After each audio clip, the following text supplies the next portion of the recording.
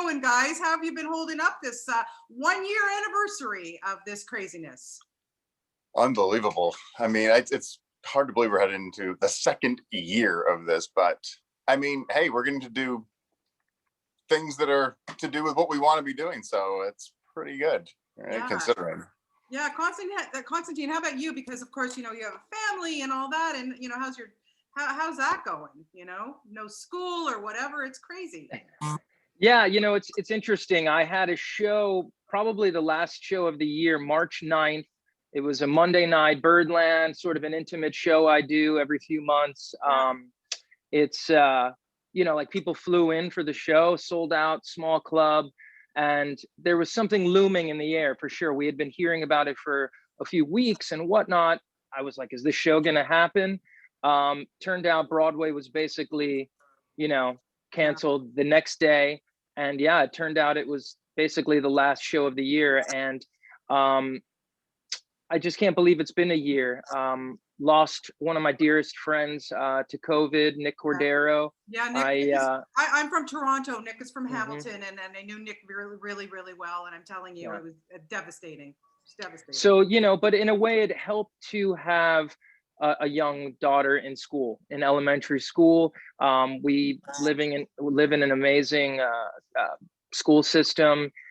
They took such great care of our kids. Sure, we went remote at one point last year, but we've been in school since September with exception of a couple of weeks. So it's nice to have that like schedule and whatnot with her.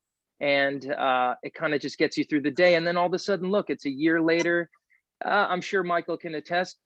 Some auditions are coming in, film and television, some things. The agent that books, you know, some of the live shows, they're optimistic.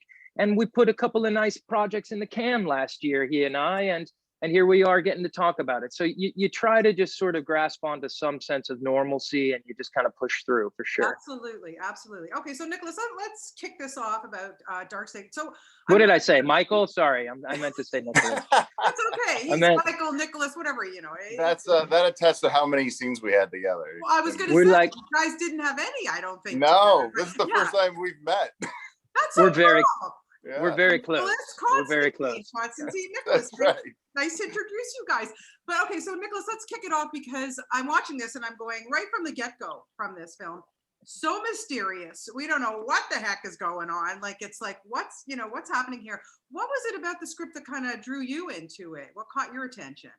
It was that, you know, and the appeal of the character for me was kind of getting to be your perspective like that. He gets to learn as you're learning, so you kind of get Rusty's perspective as he's gathering information, is how the audience is gathering information. And obviously, as the story progresses, there's points where I, and hopefully the viewer, says, what? Oh my God, what? How? No, what? Really? You know, you have that. So that was enormously appealing to be able to be that perspective through the character and for the audience. For sure was very appealing. Yeah, and Constantine, what about for you? Because when we are introduced to your character, ooh, creepy, hello. I'm really a nice guy. I just seem to get these creepy roles. What is that? I don't know. I think if my name was like John Smith, you know, maybe they would be like, he's a nice guy. I don't know, but it's always a thrill to work with a cool creative team like this, an indie team passionate about a project. I grew up in New Jersey. I haven't ventured down to Hamilton much in my life, but you know, there are so many interesting Jersey kind of weird New Jersey tales. And a lot of them come from that area, you know, the sort of Jersey Devil and these weird New Jersey kind of this mythology. And I think we sort of get to tap into a bit of the weirdness that New Jersey boasts in this film. And for me, really, it's just always fun to be on set with cool people.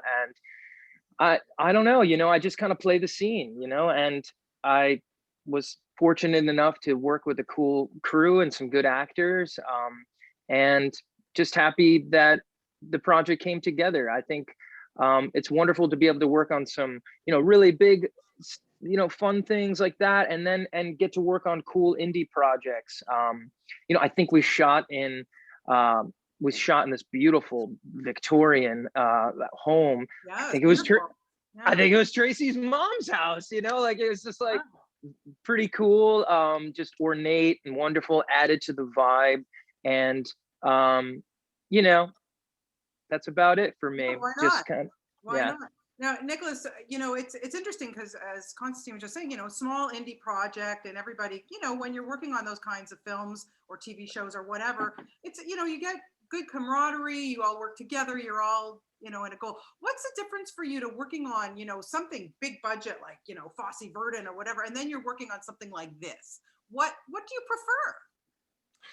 There's appeal to both for sure. But one thing I noticed that I was reminded of during this span last year, I had gone and done a couple of indies, and it's great to chase the career ascension and try to get the ladder and try to get more clout and do big things. And I got to work with some really cool people last year, some big name people.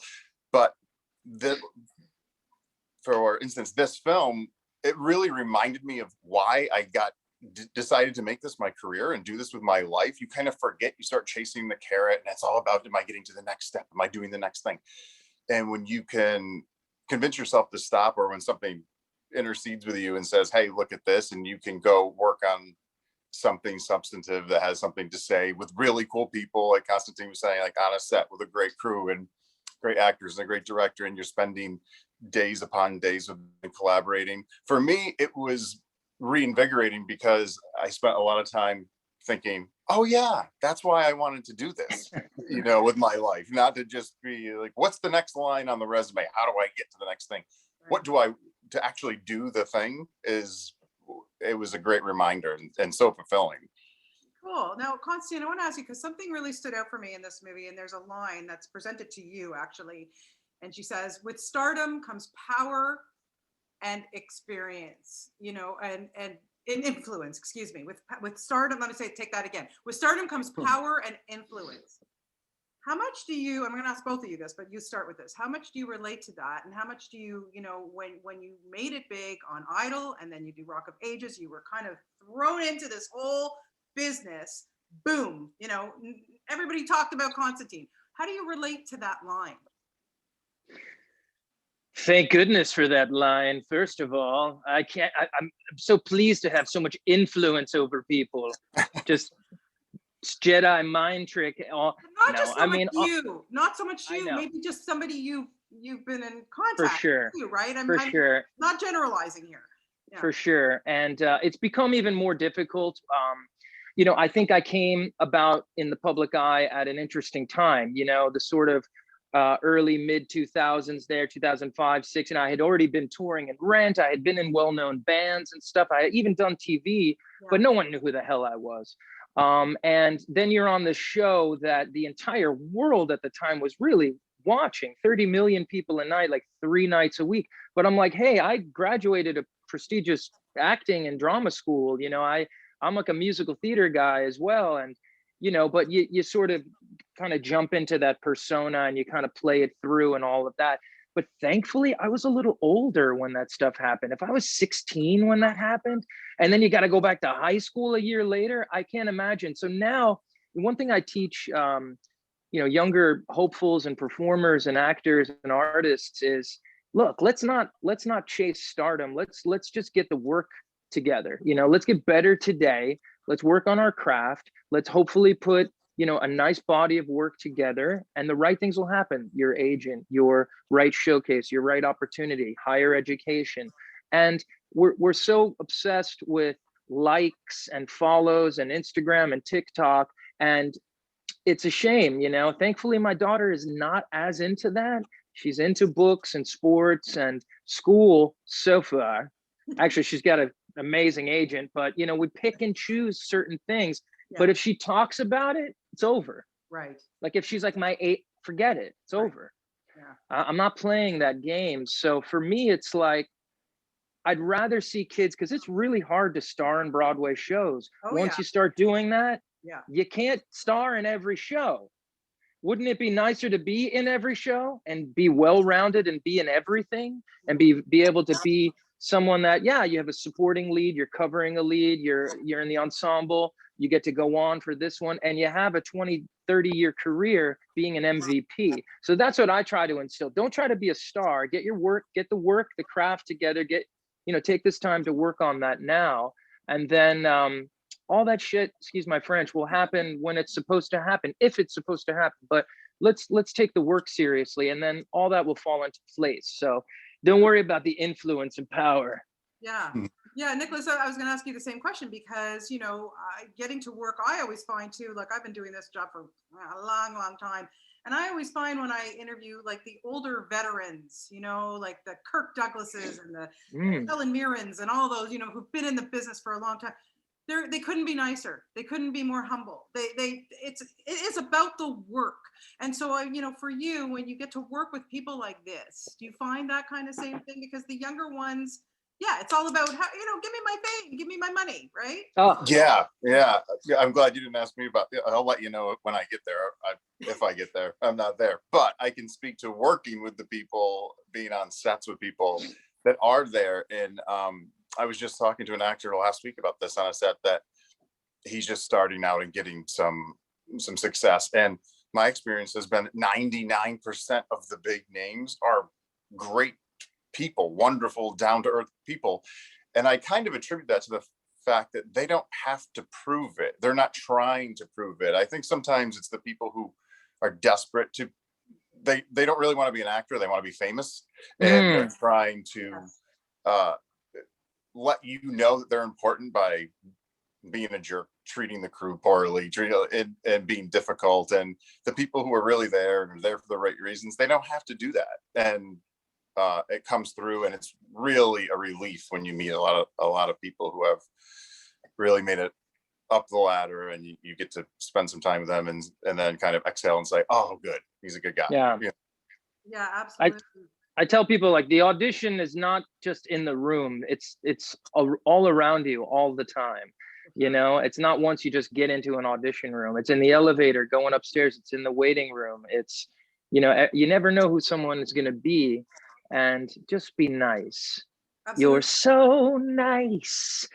Just remember to be nice. Yeah, for sure. I agree with Nicholas and not Michael, that he, it's like those people that are super on top of everything are always like the best. Yeah. For the most part. Like Tom Cruise comes backstage, he sits for 2 hours hanging out, like down to earth, cool. And it's always like some people in between that are like fighting for it. And that's just not what I want. I'd rather, wait tables or something than to be that guy. And people expect you to be a jerk. Like they're already thinking, oh, he's probably going to be a jerk. Right. He's probably just going to be a jerk. So you have to fight like tenfold to get away from that. And first of all, Fosse Verdon, just one of the most incredible series in years. I got to see a sneak peek of it when they did a sort of like a premiere of it on Broadway at one of the theaters. And I just didn't want that series to end. It was just so well done, and it just nailed it. It just nailed it, and it was so well done. Yeah, I completely agree on that. It was a phenomenal series, and to get to work with those people too, like that was a treat. Yeah, to stand there. One quick funny story about that. My very first day, my very first moment, I walk onto set, and Tommy Kail says, "Let me introduce you to Sam and Michelle. We're going to send you to wardrobe quick, get you ready for your first scene." My very first scene is me coming to the door from the bedroom in my underwear. So I walk onto the set in underwear, and this is Sam, and this is Michelle McKay. Yeah, so this is all of me. Good to meet you. Oh my gosh. Wow, that's amazing. Okay, I'm gonna wrap it quickly. Constantine, I gotta ask you real fast about this because look, I grown up watching Idol from day one. I watched you on that. I've seen you on the stage in Rock of Ages. You're, one of my favorite shows. I love it. Even when it came here to Toronto, I saw it again too. But you to this day, Idol is still going strong. New judges, everything. But I don't know, like, it bothers me sometimes to see some of these kids and with these false hopes. They come on, they have terrible voices. Some of them are amazing, but obviously that show changed your life. And For sure. do you recommend that young artists still take these chances to go on these shows like The Voice, The Idol? Is it kind of false hope for them, or is it a good thing to do this kind of show? Hey, great question. Absolutely. For me, it was such an organic thing. I had graduated, the Boston Conservatory, Berklee College of Music. I was on the road with Rent. I had been working, I had a band, and basically my first bit of, crossroads in my career early on was, look, great job. We're not bringing you back next year. We're not renewing your contract. With Rent, we're bringing in another cast to tour and whatnot. And I didn't know what to do, really. It was like, wow, okay, that was my plan. Now what? And I just sort of organically, I hadn't seen the show, and an old girlfriend, suggested we go audition for this TV show. I had been in school, we didn't have the internet like that, where we would like research clips and everything. And so they had only had 3 seasons. I knew what it was. I had heard of Kelly Clarkson and such, but I just kind of went there because I needed a job. I needed a gig. Yeah. And I think they recognized that, and right away they had like a camera on me. So for me, I played it like an actor. And remember, again, it was on for months and months, and it would be on 3 nights a week, and it was just massive. So different. Like I got, a television series deal after that, and I got record deals, and it's just a different time now because there's so much content out there. There's so much, and there's so many other shows competing as well. For me, everyone needs an opportunity. Absolutely. Right? So you need an opportunity, and if you can get on television and create a bit of a fan base, and who knows, I still think Idol by far is the best vehicle for that, because as recent as Gabby Barrett, she's crushing country radio. She was on a year or 2 ago. And the show's been on 15, 16 years. Amazing. I personally I don't know anyone from The Voice. I've watched the show, but that is all about the famous judges. Idol still has something about their journey, about the young artist. And sure, it's difficult, like I said before, to be 16, to have like your moment on there, and then stuff doesn't work out for you, and then it's next season, and then you're back in high school, like, well, Right. what do I do now? Right, life goes back to normal. Yeah. So, for me, it's like, sure, go for it. You have other vehicles now with social media, TikTok, YouTube. I mean, kids are blowing up. But again, work on the songwriting, work on the craft, write your own stuff, network with other like-minded people, shoot, like Pacino and Streep and everyone, they all like went to school together. They all kind of, picked each other up. They, try and write a show with a friend. You're your best agent, you're your best manager, and just take a swing, Yeah. Well, listen, I know there's other people on it talking to you guys, but thank you so Thank much for you. your time. That was great. I like Thank that. you very much. Class. Thank you, And you- Constantine, for that. thank you. Class. And Nicholas, so great to meet both of you today. Nice to meet you. Thank you. Everything, and just And stay you have the healthy and safe. details. You have the details of the film, I March do. 19th I in do. in a bunch of cities, and March and May 4th digitally and Absolutely. whatnot. Yeah. So and hey, check out my new albums and available right now at ConstantineMaroulis.com or on all streaming services. It's been doing great. So we're happy to be here, and thank you, and stay safe. Good stuff. You too. Thanks, guys. I really appreciate Thank your you. time. All right, love. Thank Bye. you. Bye.